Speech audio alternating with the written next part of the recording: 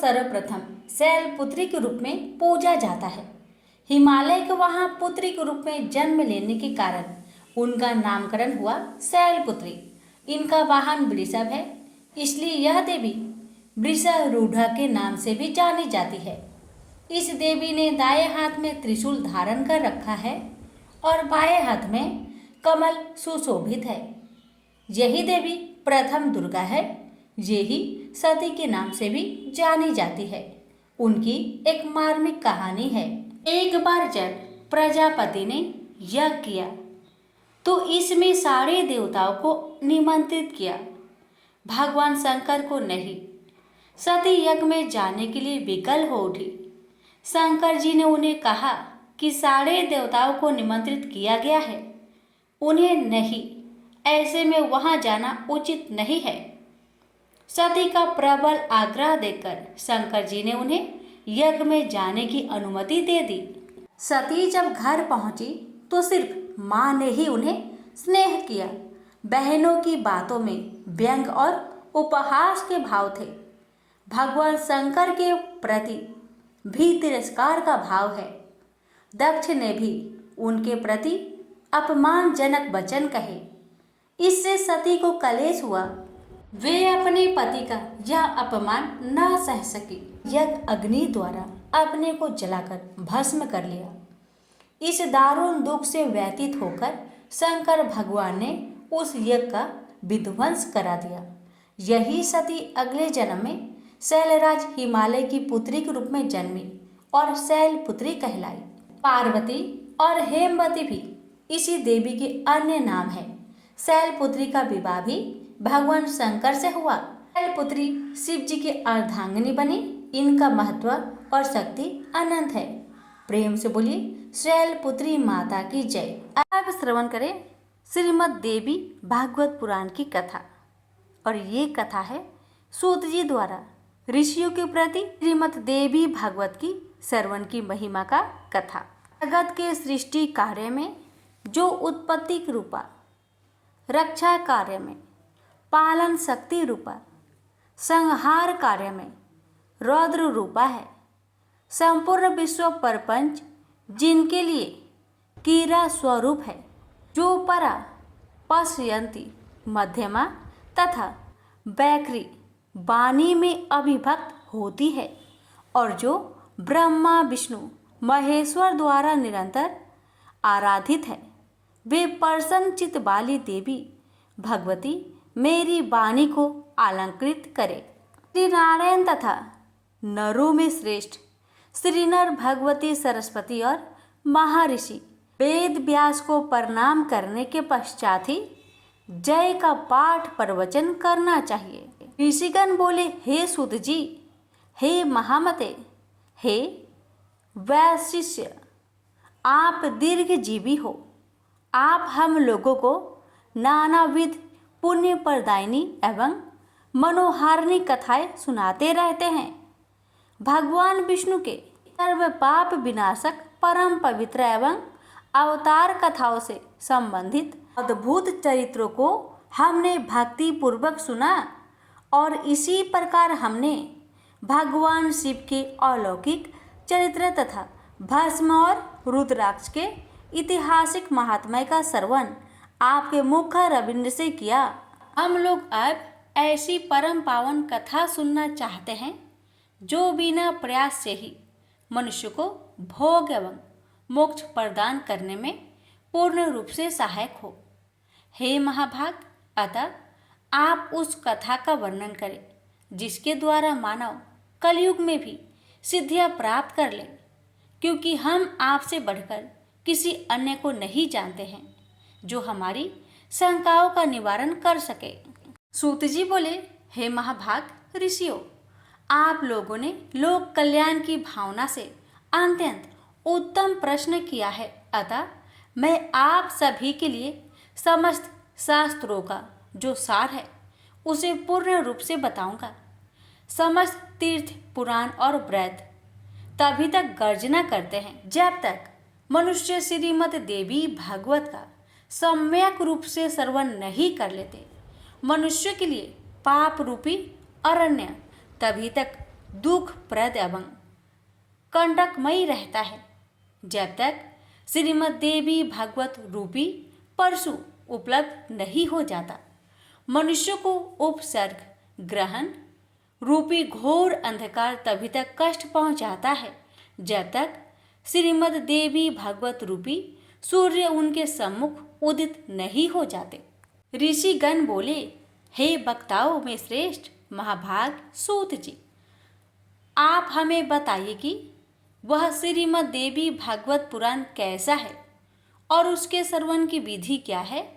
उस पुराणों को कितने दिनों में सुनना चाहिए। पूजन विधान क्या है। प्राचीन काल में किन किन मनुष्यों ने इसे सुना और उनकी कौन कौन सी मनोकामनाएं पूर्ण हुई है। सूत जी बोले, प्राचीन काल में पराशर ऋषि द्वारा सत्यवर्ती के गर्भ से विष्णु के अंश स्वरूप मुनि व्यास उत्पन्न हुए, जिन्होंने वेदों का 4 विभाग करके उन्हें अपने शिष्यों को पढ़ाया। पतितो आमन धमो वेद अध्ययन के अंधिकारियों स्त्रियों एवं दूषित बुद्धि वाले मनुष्य को धर्म का ज्ञान कैसे हो। मन में ऐसा विचार करके भगवान बादरायण व्यास जी ने उनके धर्म ज्ञानार्थ पुराण संहिता का प्रणयन किया। उन भगवान व्यास मुनि ने 18 पुराण एवं महाभारत का प्रणयन करके सर्वप्रथम मुझे ही पढ़ाया। उन पुराणों में श्रीमद् देवी भागवत पुराण भोग एवं मोक्ष को देने वाला है। व्यास जी ने राजा जनमेजय को यह पुराण स्वयं सुनाया था। पूर्व काल में इन जनमेजय के पिता राजा परीक्षित तक्षक नाग द्वारा काटा लिए गए।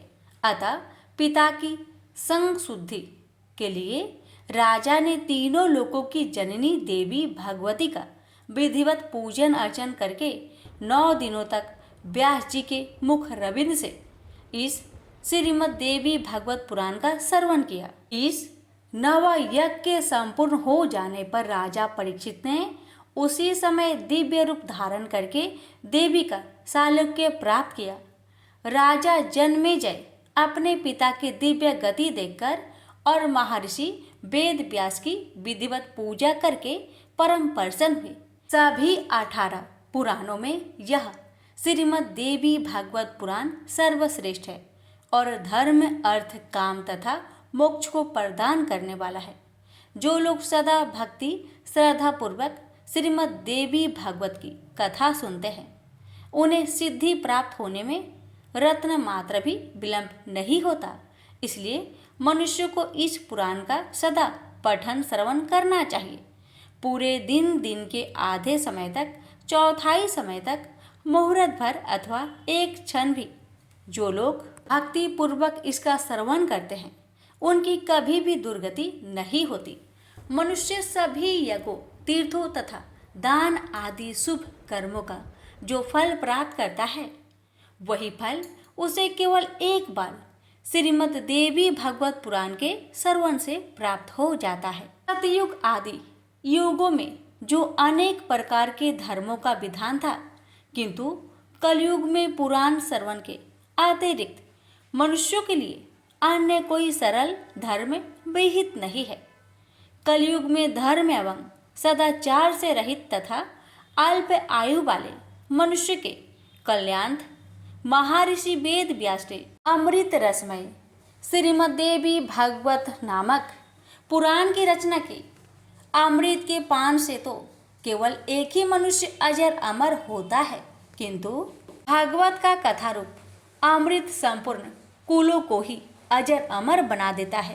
श्रीमद् देवी भागवत के कथा श्रवण में महीनों तथा दिनों का कोई भी नियम नहीं है। अतएव मानवों द्वारा इसका सदा ही सेवन पठन श्रवण किया जाना चाहिए।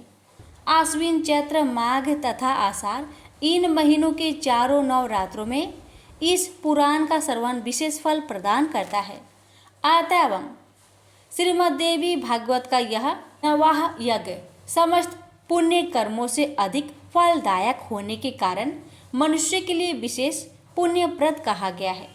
जो कुलिसित हृदय वाले पापी मूर्ख मित्रद्रोही, वेदों की निंदा करने वाले, हिंसा में रत और नास्तिक मार्ग का अनुसरण करने वाले मनुष्य है, वे भी कलयुग में इस नव यज्ञ के अनुष्ठान से पवित्र हो जाते हैं। जो मनुष्य दूसरे के धन तथा पराई स्त्रियों के लिए ललायित रहते हैं, पाप के बोझ से दबे हुए हैं और गौ ब्राह्मण देवताओं की भक्ति से रहित है, वे भी इस नव यज्ञ से शुद्ध हो जाते हैं। जो फल कठिन तपस्याओं, व्रतों, तीर्थ सेवन, अनेक विध दान नियमों, यज्ञ हवन एवं जप आदि के करने से प्राप्त नहीं होता, वह फल मनुष्य को श्रीमद् देवी भागवत के नवह यज्ञ से प्राप्त हो जाता है। हे प्रीपो, गंगा, गया, काशी, नैमिषारण्य, मथुरा, पुष्कर तथा बद्रिकारण्य भी मनुष्य को उतना शीघ्र पवित्र नहीं कर पाते हैं जितना कि श्रीमद् देवी भागवत का यह नववा यज्ञ लोगों को पवित्र कर देता है। अतएव श्रीमद् देवी भागवत पुराण सभी पुराणों में श्रेष्ठतम है। इसे धर्म, अर्थ, काम तथा मोक्ष की प्राप्ति का उत्तम साधक माना गया है। जो आश्विन महीने के शुक्ला पक्ष में सूर्य के कन्या राशि में पहुंचने पर महाअष्टमी तिथि को स्वर्ण सिंहासन पर स्थित देवी के प्रीति पत्र श्रीमद् देवी भागवत का ग्रंथ का पूजन करके उसे किसी योग ब्राह्मण को श्रद्धा पूर्वक देता है, वह देवी के परम पद को प्राप्त करता है। जो मनुष्य प्रतिदिन श्रीमद् देवी भागवत के पुराण के एक अथवा आधे श्लोक का भी भक्ति पूर्वक पाठ करता है, वह जगदम्बा का कृपा पात्र हो जाता है। महामारी से उत्पन्न उपद्रव के भीषण भय तथा समस्त प्रकार के उत्पात इस श्रीमद् देवी भागवत पुराण के श्रवण मात्र से भी नष्ट हो जाते हैं। बाल ग्रहों, भूत प्रेत आदि से उत्पन्न भय इस श्रीमद् देवी भागवत पुराण के श्रवण से बहुत दूर से ही भाग जाते हैं। जो व्यक्ति भक्ति भाव से देवी के इस भागवत पुराण का पाठ अथवा श्रवण करता है, वह धर्म, अर्थ, काम और मोक्ष प्राप्त कर लेता है। इस श्रीमद् देवी भागवत पुराण के श्रवण से वासुदेव जी कृष्ण को खोजने के लिए गए हुए और बहुत समय तक ना लौटे हुए अपने प्रिय पुत्र श्री कृष्ण को प्राप्त करके प्रसन्न हुए। जो मनुष्य भक्ति पूर्वक श्रीमद् देवी भागवत पुराण की कथाओं को पढ़ता है तथा इसका श्रवण करता है, वह भोग तथा मोक्ष दोनों प्राप्त कर लेता है। अमृत स्वरूप इस श्रीमद् देवी भागवत के श्रवण से पुत्रहीन मनुष्य पुत्रवान हो जाता है, दरिद्र व्यक्ति धन से संपन्न हो जाता है तथा रोगग्रस्त मनुष्य रोग से मुक्त हो जाता है। बंध्या स्त्री, एक संतान वाली स्त्री अथवा वह स्त्री जिसकी संतान पैदा होकर मर जाती हो, वे भी श्रीमद् देवी भागवत पुराण सुनकर दीर्घ आयु वाला पुत्र प्राप्त करती है। जिस घर में नित्य श्रीमद् देवी भागवत पुराण का पूजन किया जाता है, वह घर तीर्थ स्वरूप हो जाता है तथा उसमें निवास करने वाले लोगों के पापों का नाश हो जाता है।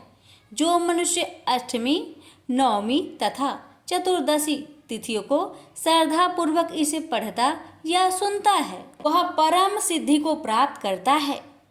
इस श्रीमद् देवी भागवत पुराण का पाठ करने वाला ब्राह्मण वेद वेताओं में अग्रण्य हो जाता है, क्षत्रिय राजा हो जाता है, वैश्य धन संपदा से संपन्न हो जाता है और क्षुद्र भी इसके श्रवण मात्र से अपने कुल के बीच श्रेष्ठता प्राप्त कर लेता है। प्रेम से बोलिए भगवती माता की जय। अरे भक्तगणों, आज है मंगलवार और मैं आप सभी को सुनाने जा रही हूँ मंगलवार हनुमान जी की व्रत कथा। भगवान शंकर के 11वें अवतार कहे जाने वाले हनुमान जी का व्रत और पूजन करने से पूरी होती है हर मनोकामना। सुख, संपत्ति, यश और संतान प्राप्ति के लिए मंगलवार का व्रत रखना शुभ माना जाता है। हनुमान जी से जुड़ी मंगलवार व्रत कथा आइए सुनते हैं। प्राचीन समय का बात है। किसी नगर में एक ब्राह्मण दंपति रहते थे। उनके कोई संतान न होने के कारण वह बहुत दुखी रहते थे।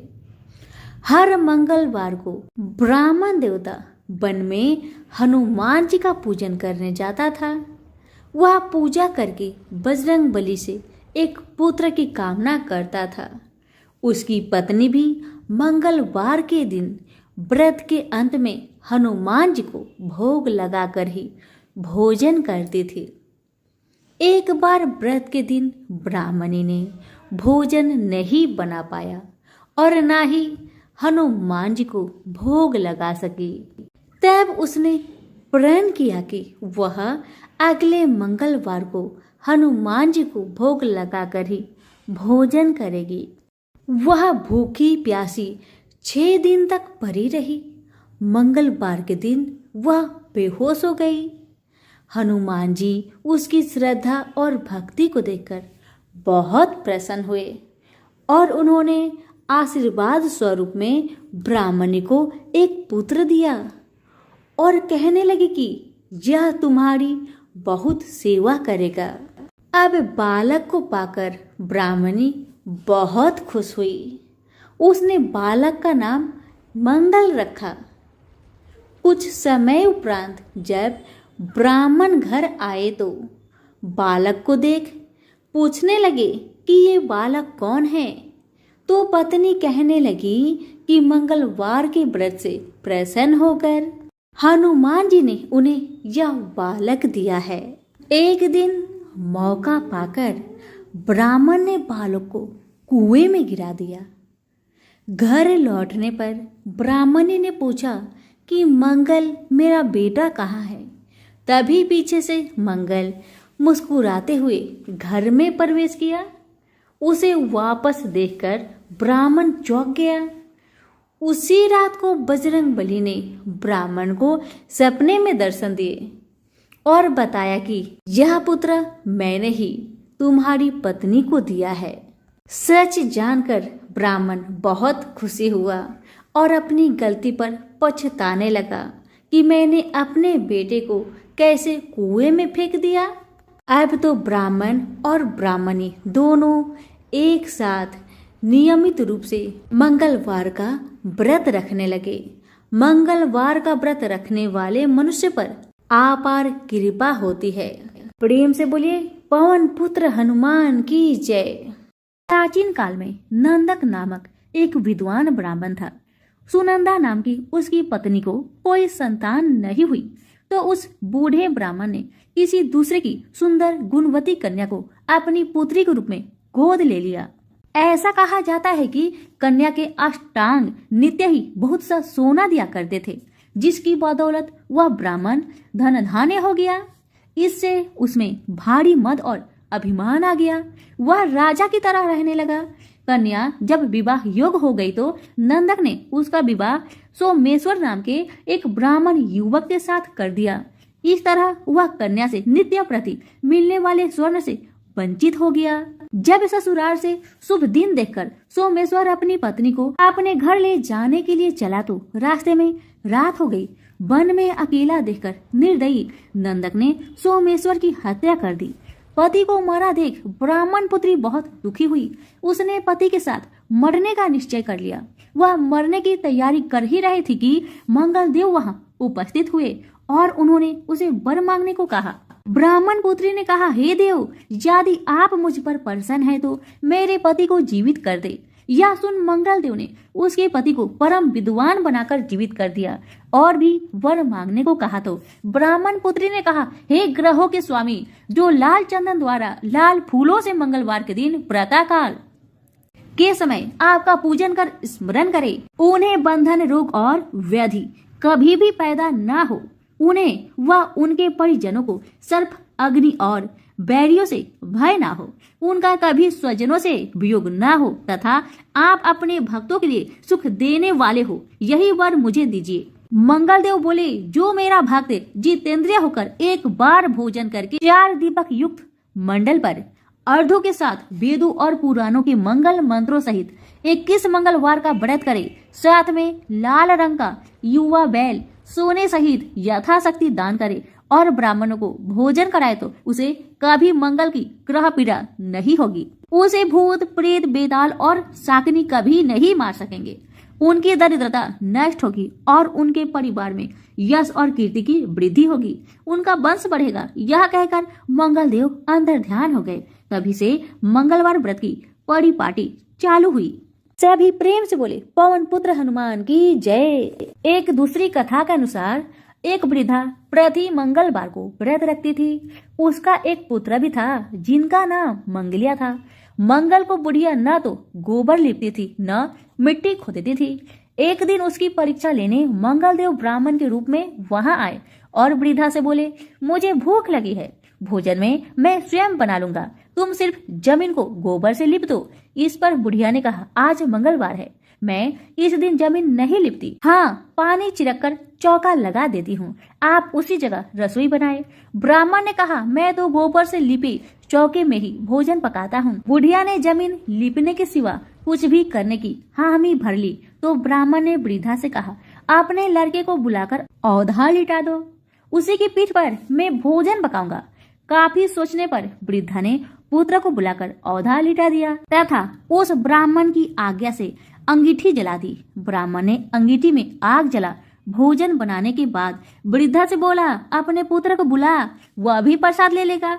बुढ़िया ने दुखी मन से कहा, ब्राह्मण देवता क्यों हंसी कर रहे हो, उसी पर आग जलाकर तो आपने भोजन बनाया, वह तो मर चुका होगा। ब्राह्मण ने बुढ़िया को समझाया तथा बुलाने का आग्रह किया। आवाज लगाते ही पुत्र दौड़ता आया। ब्राह्मण बोला, माई तेरा व्रत सफल हुआ, दया के साथ तुम्हारे हृदय में निष्ठा व विश्वास भी है, अतः तेरा सदा कल्याण ही होगा। सभी प्रेम से बोले पवन पुत्र हनुमान की जय, मंगल देव की जय। यह कथा है हनुमान जी की माँ से ऐसी कौन सी भूल हो गई जिस कारण वह अप्सरा से बन गई बनरी। आइए सुनते हैं। एक बार देवराज इंद्र की सभा स्वर्ग में लगी हुई थी। इसमें दुर्वासा ऋषि भी भाग ले रहे थे। जिस समय सभा में विचार विमर्श चल रहा था उसी समय सभा के मध्य ही पूजिक स्थली नामक इंद्रलोक की अप्सरा बार बार इधर से उधर आ जा रही थी। सभा के मध्य पूजिक स्थली का यह आचरण ऋषि दुर्वासा को अच्छा न लगा। दुर्वासा ऋषि अपने क्रोध के लिए प्रसिद्ध है। उन्होंने पुंजिक स्थली को कई बार टोक कर ऐसे करने से मना किया, लेकिन वह अनसुना कर वैसा ही करती रही। तो दुर्वासा ऋषि ने कहा, तुझे देव सभा की मर्यादा का ज्ञान नहीं। तू कैसी देव अप्सरा है जो बनरियों की तरह बार बार आ जाकर सभा में विघ्न डाल रही है। जा अपनी इस आदत के कारण तू बनरी हो जा। दुर्वासा ऋषि का श्राप सुनकर पुंजिक स्थली सन्न रह गई। अपने आचरण का यह परिणाम वह सोच भी नहीं सकती थी, पर अब क्या हो सकता था, भूल हो चुकी थी। उसके कारण वह श्रापग्रस्त भी हो गई। उसने हाथ जोड़कर अनुनय विनय कर कहा, ऋषिवर अपनी मूर्खता के कारण यह भूल में अनजाने में करती रही और आपकी वर्जना पर भी ध्यान न दिया। सभा में व्यवधान डालने का मेरा कोई उद्देश्य न था। कृपया बताइए अब आपके इस श्राप से मेरा उद्धार कैसे होगा। अप्सरा की विनती सुनकर ऋषि दुर्वासा पसीजे बोले, अपनी इस चंचलता के कारण अगले जन्म में तू बानर जाति की राजा बिरज की कन्या के रूप में जन्म लेगी। तू देव सभा की अप्सरा है, अतः तेरे गर्भ से एक महान बलशाली यशस्वी तथा प्रभु भक्त बालक का जन्म होगा। पुंजिक अप्सरा को संतोष हुआ। पूर्ण जन्म में वानर राज बिरज की कन्या के रूप में उसका जन्म हुआ। उसका नाम अंजना रखा गया। विवाह योग होने पर इसका विवाह वानर राज केसरी से हुआ। अंजना केसरी के साथ सुखपूर्वक प्रभास तीर्थ में रहने लगी। इस क्षेत्र में बहुत शांति थी तथा बहुत से ऋषि आश्रम बनाकर यज्ञ आदि करते थे। एक बार ऐसा हुआ कि वन में विचरने वाला शंखवल नामक जंगली हाथी पर मत हो उठा तथा वन में उत्पात मचाने लगा। उसने कई आश्रमों को रौद डाला, यज्ञ वेदियों नष्ट कर दी। उसके भय से लगते हुए अनेक तपस्वी बालक आहत हो गए। कई आश्रम उजड़ गए। कई ऋषि भय के कारण आश्रम छोड़ चले गए। केसरी को जब शंखवल नामक हाथी के इस उत्पात का पता लगा तो वह आश्रम तथा आश्रम वासियों की रक्षा के लिए तत्काल वहां आए और शंख बल को बड़ी कुशलता से घेरकर उसके दोनों दांतों को पकड़कर उखाड़ दिया। पीड़ा से चिघाड़ता हुआ वह हाथी वहीं सही हो गया और मर गया। आश्रम की रक्षा के लिए उनके अचानक पहुंचने तथा हाथी को मारकर आश्रम वासियों को निर्भय कर देने वाले केसरी का ऐसा बल देख ऋषि मुनि बहुत प्रसन्न हुए और केसरी के पास आकर आशीर्वाद देते हुए कहा, वानर राज केसरी, जिस प्रकार तुमने आज हम सबकी तथा आश्रम की रक्षा की, इसी प्रकार भविष्य में तुम्हारा होने वाला पुत्र पवन जैसे वेग वाला होगा तथा रुद्र जैसा महान बलशाली होगा। तुम्हारे बल तेज के साथ साथ उसमें पवन तथा रुद्र का तेज भी व्याप्त रहेगा। केसरी ने कहा, ऋषिवरों, मैंने तो बिना किसी कामना के परम हाथी को, जो किसी प्रकार वश में नहीं आ रहा था, मारकर आपकी इस यज्ञ भूमि को निर्भय किया है। आपका दिया यह स्वतः आशीर्वाद मुझे शिरोधार्य है। केसरी ऋषियों को प्रणाम कर चले गए। समय आने पर अंजना के गर्भ से एक बालक का जन्म हुआ। उसमें अपने वाले काल से ही ऋषियों द्वारा दिए आशीर्वाद का तेज झलकने लगा।